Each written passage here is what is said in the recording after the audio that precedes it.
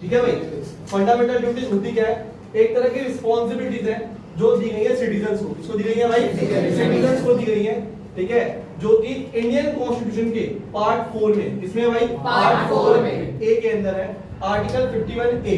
इसमें भाई आर्टिकल 51 ए, ठीक है, जिसको हमने अडॉप्ट करा है फ्रॉम रशिया। ठीक है, रशियन कॉन्स्टिट्यूशन से हमने, ठीक है, जो हमारे क्या है फंडामेंटल ड्यूटीज है, ठीक है, जो फंडामेंटल ड्यूटीज है उसको हमने रशियन कॉन्स्टिट्यूशन से अडॉप्ट करा है।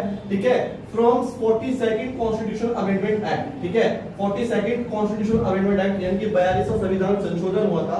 कब हुआ था भाई? 1976 में। ठीक है, जिसके द्वारा हमने क्या करा? Added in Indian Constitution. जो ये प्रावधान था, जो ये प्रोविजन था, इसको हमने इंडियन कॉन्स्टिट्यूशन के अंदर क्या करा था?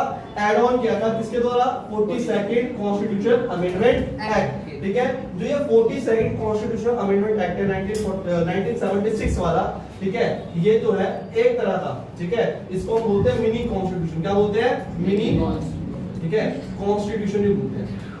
ये बात आपको ध्यान रखनी है। ठीक है, इसको मिनी कॉन्स्टिट्यूशन कहा जाता है।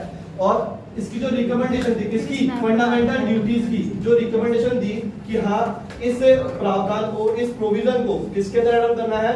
इसको ऐड करना भाई हमारे संविधान के अंदर। हमारे कॉन्स्टिट्यूशन में रिकमेंडेशन दी, वो दी गई बाय सरदार सोवन सिंह कमेटी। इसके द्वारा सरदार सोवन सिंह कमेटी के द्वारा दी गई थी भाई। ठीक है, और कितनी फंडामेंटल ड्यूटीज हमारे इंडियन कॉन्स्टिट्यूशन में? ठीक है, जो 10 फंडामेंटल ड्यूटीज है, ठीक है, 10 फंडामेंटल ड्यूटीज 42nd जो कॉन्स्टिट्यूशन अमेंडमेंट एक्ट है उसके द्वारा ऐड ऑन की गई थी।